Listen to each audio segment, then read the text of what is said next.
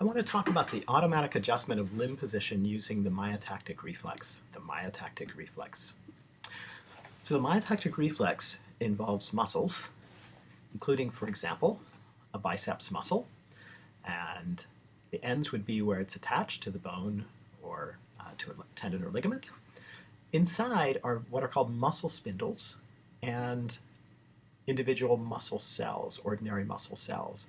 The muscle spindle is a special little organ that includes both partly muscle, contractile areas, and middle areas that are elastic.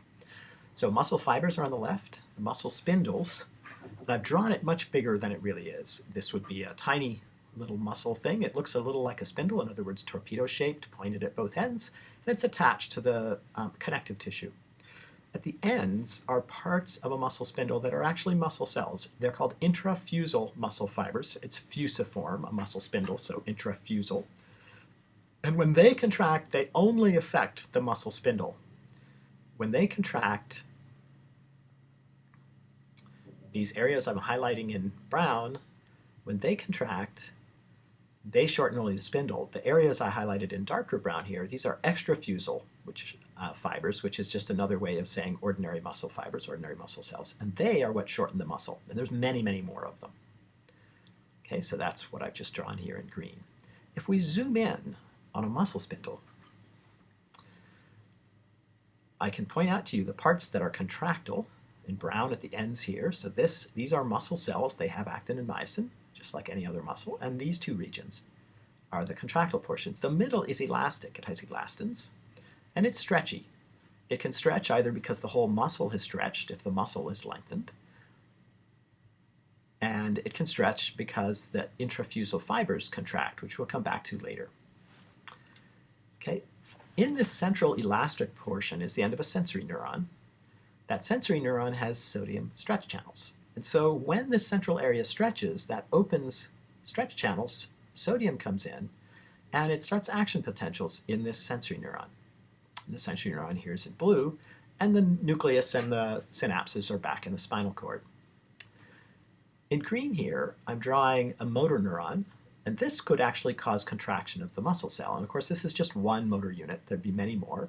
And in the spinal cord, our sensory neuron would actually connect to multiple motor neurons. And those are alpha motor neurons. We'll come back to alpha versus gamma, two different types. Here's a muscle spindle again. Here's the sensory neuron connecting to an alpha motor neuron, which is going to ordinary muscle fibers. I haven't shown them this time.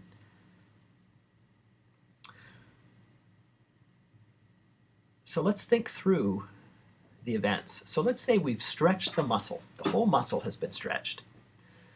The result of that is going to be shown here. Here's an arm. Here's a person's head. And if we have somebody else nearby who's holding something heavy and we've blindfolded the person, maybe you. So here's some books being held by somebody else. And our other person drops them on your outstretched hand. What's going to happen is it's going to push your hand down. The sudden weight will push your hand down. And the myotactic reflex is going to bounce your hand back up, which you can test for yourself. So here's the biceps. We've stretched it. So we've had a sudden stretch. And the result of that is that the muscle spindles inside here have been stretched. And so this middle elastic portion gets stretched. I'm going to try and redraw the whole muscle spindle here to show you it's gotten a little bit longer, and it's that middle region that has been stretched. The muscle cells themselves are not very stretchy. They can contract or relax, but they don't stretch inherently. So the middle region's been stretched. That means the sensory neuron is getting more action potentials. So more action potentials along that sensory neuron, getting up to an alpha motor neuron. So let me number the events here so that we can keep track of them, up to 4 action potentials in that motor neuron. So we have stretch in the muscle spindle because the whole muscle stretched. That gives us more action potentials per second. That's number 2. So we've stretched the muscle, number 1, more action potentials. And that causes action potentials in the alpha motor neuron, which causes contraction of the entire muscle, of all the extrafusal fibers. The result of that is to shorten the muscle. So we stretched the muscle, we activated the myotactic reflex, and in response, this reflex shortened it. So here's your hand being stretched again. Here's the muscle, and it originally was at some length A before stretching. But after we dropped the books on it, notice that with the muscle in the new position, it's going to be longer. It now stretches down, and so we now have length B. We've stretched the muscle spindle proportionately, and what's going to happen is that the biceps contracts in response to the sensory neuron, to the alpha motor neuron, responds to the stretch of the muscle by contracting. So the stretch of the muscle stretches the spindle, causes contraction. Okay, we went from length A to length B, causes contraction. And that contraction continues until we return back to length A, back to the original length. So the myotactic reflex tends to make your muscles, whatever position you've set them in, it tends to bring them back to the original length.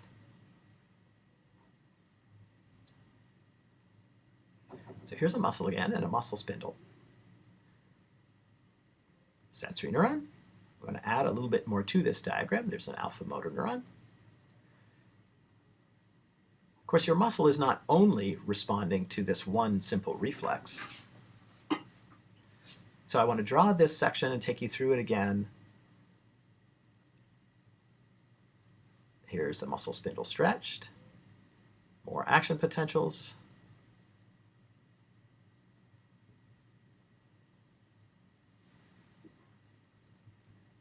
Therefore, more action potentials in the alpha motor neuron.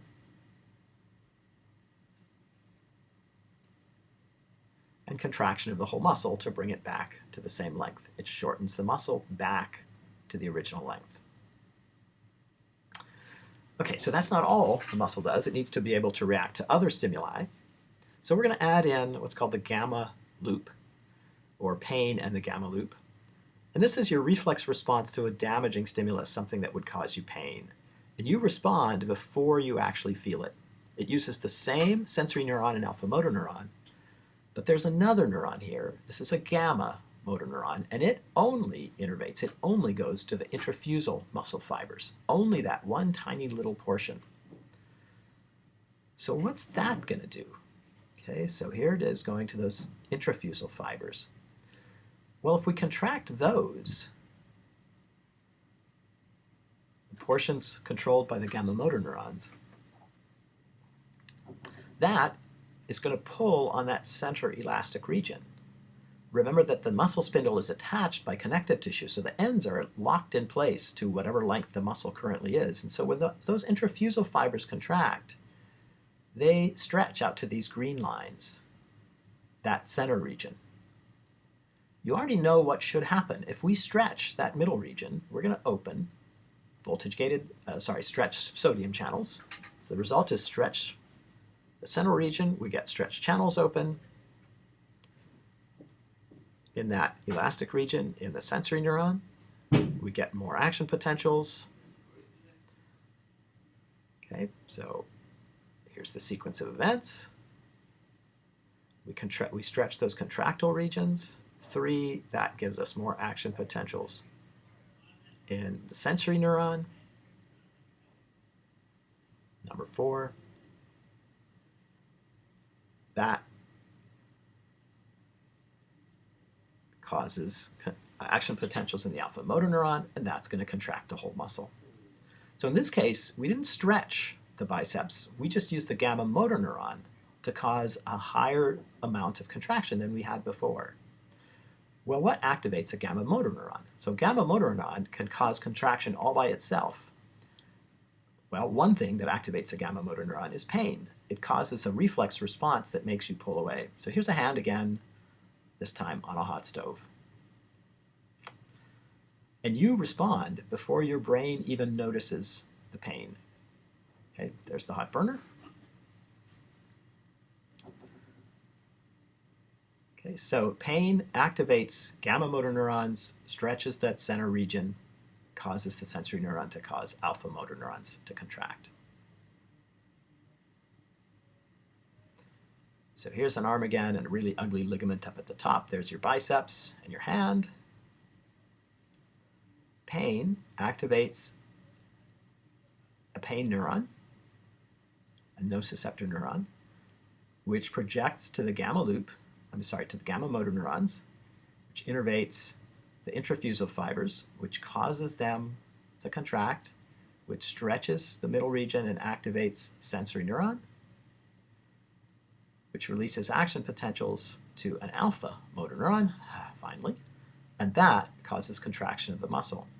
So if your hand at the bottom right is down on a hot stove, the result is going to be activation of the gamma motor neuron, stretch of that center region, sensory neuron, alpha motor neuron, and contraction of the whole muscle. Wonderful. You pull your hand up away from the pain. The result is the biceps contract. You have a reflex that pulls your hand up away because of contraction of the biceps from the damage. And you pull away before you even notice the pain. You may have noticed at times when you touch something hot and you have a reflex jump back and then you think to yourself, did I actually hurt myself?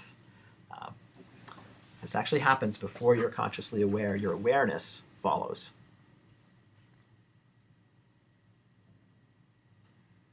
So here's that reflex. One additional point. Your brain also can modify this. So you can reset the length of your muscle spindle and therefore reset the length of the whole muscle by controlling it from your brain. So gamma motor neurons adjust length of a muscle